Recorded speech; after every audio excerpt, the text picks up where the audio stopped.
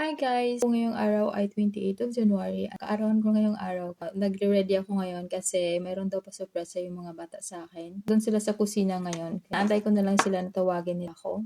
Maya-maya, doon kami mananghalian sa labas. Wala pa kaming napiling lugar. Nakadepende kay asawa lahat.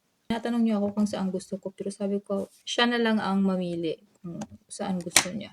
Kasi ako, kahit ito sa bahay, okay lang din naman. Busy yung dalawa sa kusina ngayon. Hindi ko alam kung ano ginagawa nila. Kanina pa sila doon nasa around 7 o'clock. Ngayon nasa nasa 8 o'clock. Puntahan natin sa kusina. Chia seeds, yogurt, banana, tapos jam. Alam nila na mayroon akong chia seeds sa ref na inactivate. Tapos may yogurt din ako na plain. Ito naman kay Sofia. Ito yung ginawa ko. Ito naman kay Alisa.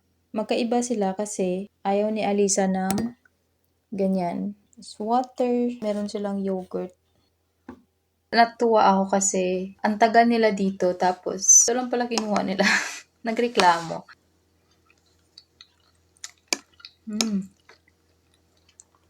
Sarap. Kain sana ako ng isda, tapos buckwheat. Meron akong niluto kagabi na buckwheat.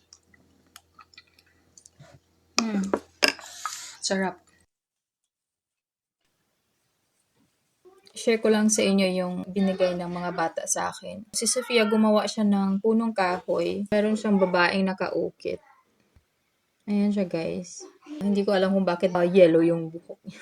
Si Goldilocks. Yung clay niya, pwede siyang i-bake para tumigas. Kaya Alisa naman ay, siya lang gumawa. Na may nakaukit dito na Russian flag, araw, may heart dito, Mama, I love you.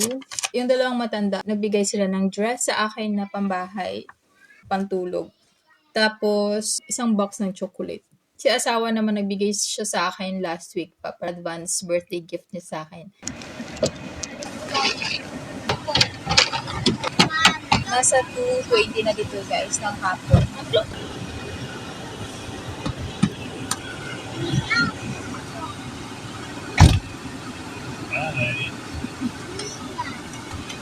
Полетел по этими точками.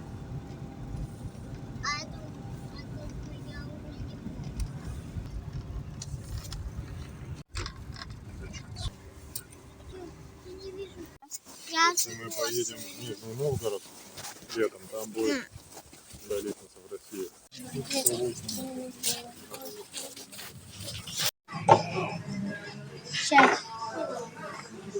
Tom yum siya, tapos may